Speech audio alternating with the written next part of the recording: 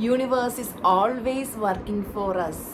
आपके लाइफ में अभी जो भी सिचुएशन है, ये सिचुएशन क्यों आया है? आपके जो पहले वाला थॉट्स पे आपको कंट्रोल नहीं था, इसलिए ये जो सिचुएशन आपके लाइफ में आया। एंड अभी जो सिचुएशन है आपके जो लाइफ में जो स्ट्रगल्स अभी हो रहे हैं, उसके बारे में बार बार सोचने से ऐसे वाला सिचुएशन हमारे लाइफ में और ऐसे आने लग जाते हैं। इसलिए हम क्या करना है, हमेशा अपने लाइफ में जो चाहिए उसके बारे में ही सोचना है। Hi, this is Suja Mohan, mind power trainer, celebrity coach and a business coach. तो मेरी जो माई लाइफ स्टोरी की पार्ट 1 ऑलरेडी आप देख चुके हैं। पार्ट 2 में आप सब लोगों को स्वागत है। जैसे कि मैंने वो जो वीडियो में लास्ट मैंने बताया कि मैं अंजना मैम से जब फ़ोन पे बात हुआ तो उन्होंने मुझे ऐसे बताया, सुजा ये सर्जरी वर्ड बार बार रिपीट मत करना, आप health health health word repeat कीजिए करके। फिर मैंने वो वर्ड रिपीट करना स्टार्ट किया एंड मैम की वीडियो में जो भी मैम ने बताया 100% सिंसियरिटी के साथ वो फॉलो करना मैं स्टार्ट किया। फिर क्या हुआ है कि मुझे एक्चुअली वो सर्जरी के बारे में मैं कभी सोचती भी नहीं थी। हमेशा मैं ऐसे सोचती थी कि मुझे ऐसे बिना सर्जरी से मुझे एक क्योर करना है। एक्चुअली क्या बताओ यार, इतना पेन है, क्रॉनिक पेन सिचुएशन है। उस टाइम पॉजिटिव रहना, हैप्पी रहना मेरे लिए पॉसिबल नहीं थी, लेकिन मुझे तो कैसे भी वो पेनफुल सिचुएशन से बाहर निकलना था। ओके, तो मैंने मेडिटेशन किया। मेडिटेशन में मैं यूनिवर्स को बताया, यूनिवर्स बिना सर्जरी पे मुझे ट्रीट करके मुझे परफेक्ट हेल्थ देने वाला एक डॉक्टर से मुझे मिला, ये करके मैं मेडिटेशन के टाइम यूनिवर्स को बताया।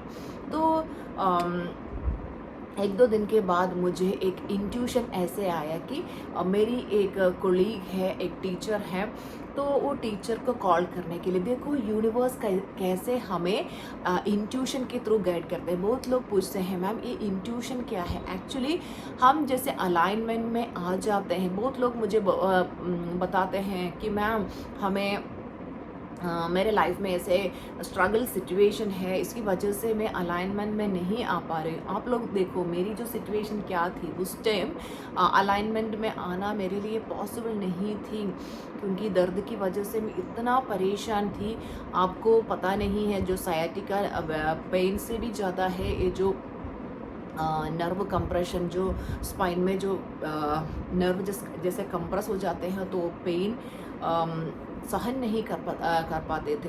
तो उस टाइम भी पॉजिटिव रहना, हैप्पी रहना एंड अलाइनमेंट में आना बहुत मुश्किल बात थी। लेकिन मैंने सोचा कि मुझे कैसे भी अलाइनमेंट में रहना है। तो मैं अलाइंड थी उस टाइम एंड यूनिवर्स के साथ कनेक्शन में आ गए। मुझे इंट्यूशन के थ्रू यूनिवर्स गाइड करना स्टार्ट किया। तो मुझे ऐसे एक इंट्यूशन आया मेरी जो कोलीग को फ़ोन करने के लिए। फिर मैंने मेरी जो कोलीग को मैंने कॉल किया, तो मैं उनसे पूछा कि टीचर आप पहले एक आयुर्वेदा डॉक्टर से मिला था ना, तो उनका ट्रीटमेंट वगैरह कैसा है? तो उन्होंने बोला हाँ ठीक है। वो उन्होंने इतना अच्छा तो नहीं बताया। उन्होंने ऐसे बोला हाँ ठीक है सुजा, आप एक बार जाके देखो, एक गवर्नमेंट हॉस्पिटल है, आप जाके देखो, इट्स ओके फॉर मी, ऐसे ही बताया। तो मैं सोचा कि ओके चेक करते हैं कि ये यूनिवर्स का गाइडेंस है कि नहीं। तो फिर मैंने हस्बैंड को बोला मुझे कैसे भी वो आयुर्वेद डॉक्टर से मिलना है। फिर एड्रेस लेके मैं उधर पहुंच गई।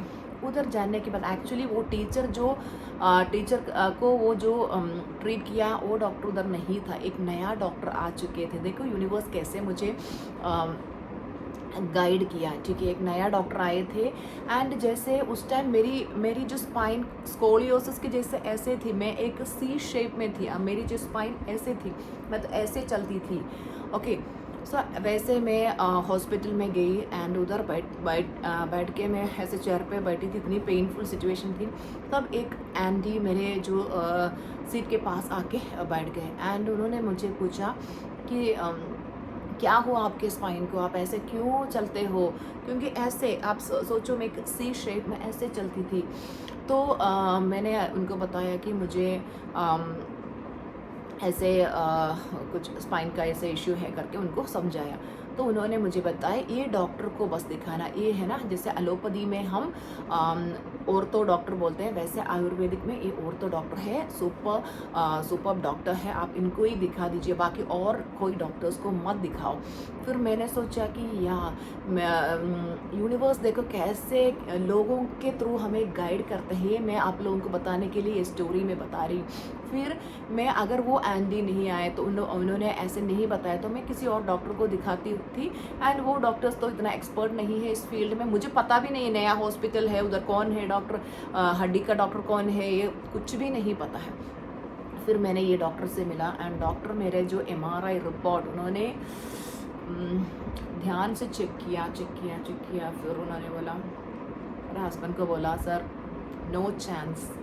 तो तब भी मैं इतना प्रेयर कर रही थी यूनिवर्स, बाकी सब डॉक्टर्स तो मुझे तुरंत सर्जरी के लिए बताया।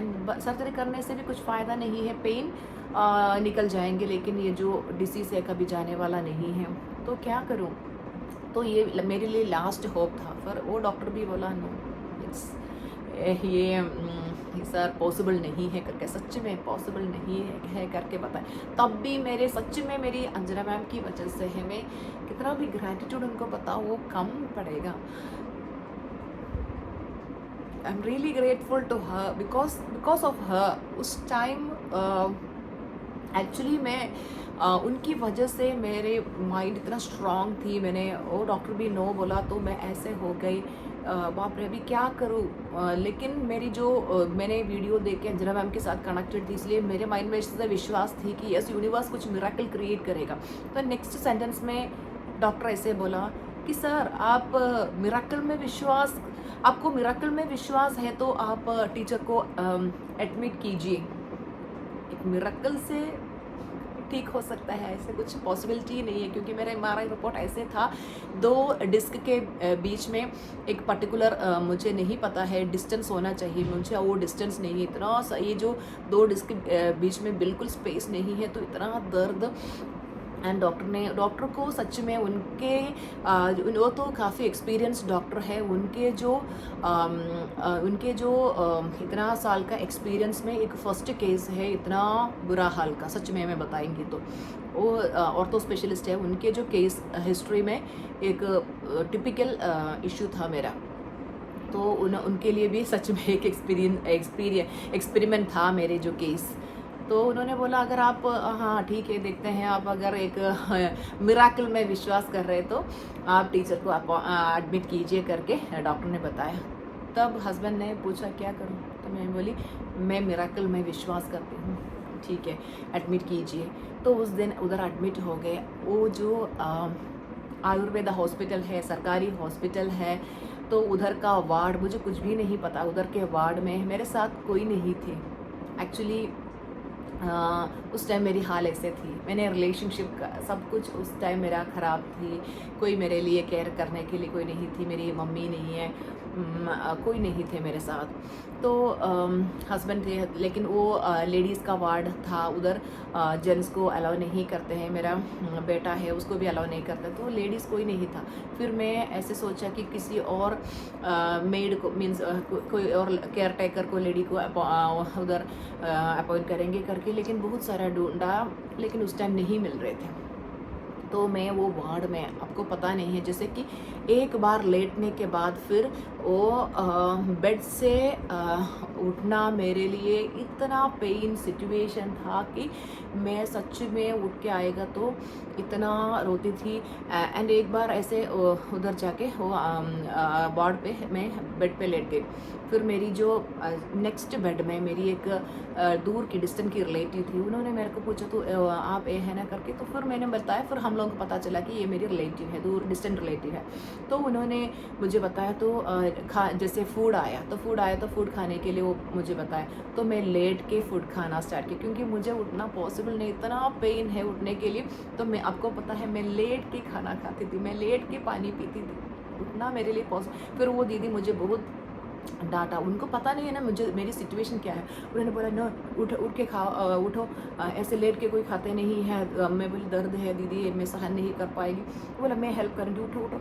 जैसे मैं बेड से उठ के ऐसे आया, मेरी जो दर्द इतना बढ़ गई, मैं इतना रोने लगी।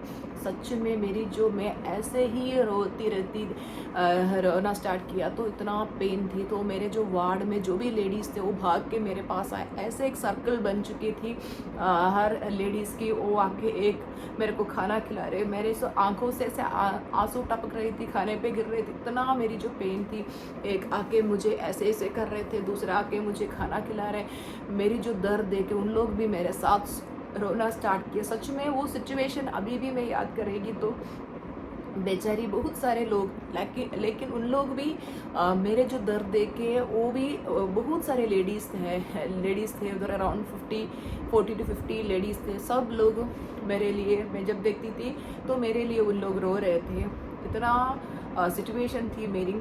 फिर डॉक्टर आया, डॉक्टर को मैंने पूछा, डॉक्टर मैं पेन सहन नहीं कर पा रही, मैं क्या करूं? तो उन्होंने बोला आयुर्वेदा में है ना, जैसे पेन किलर्स इतना स्ट्रॉन्ग पेन किलर्स नहीं देते हैं, बस आप यही यूज़ करो। मैं बोली डॉक्टर मैं ये पेन सहन नहीं कर पा रही हूँ। तो बोला क्या करूँ टीचर, तो आयुर्वेदा ट्रीटमेंट करना है तो बस आप ये मेडिसिन से ही करना है। फिर रात को मुझे नींद नहीं आती थी 1-2 बजे तक, तब मुझे नींद नहीं आती थी क्योंकि दर्द की वजह से बिल्कुल नींद नहीं आती थी। फिर मैंने उस टाइम अंजना मैम का जो बिगिनिंग स्टेज था, Anjana ma'am, Priyansha and Apple, उन लोगों के लाइव वीडियोस में देख के रात ऐसे ही निकल जाती थी मेरी, रो रो के ऐसे आंसू टपकते रहते थे। मैं ऐसे करके फिर कैसे भी रात ऐसे निकल जाते थे। मेरी जो उस टाइम का सिचुएशन बहुत बुरा हाल थी। एंड ओके, अभी नेक्स्ट पार्ट 3 में बताऊंगी। वीडियो अभी बहुत लंबा हो चुका है। Thank you all, please wait for my part 3 video.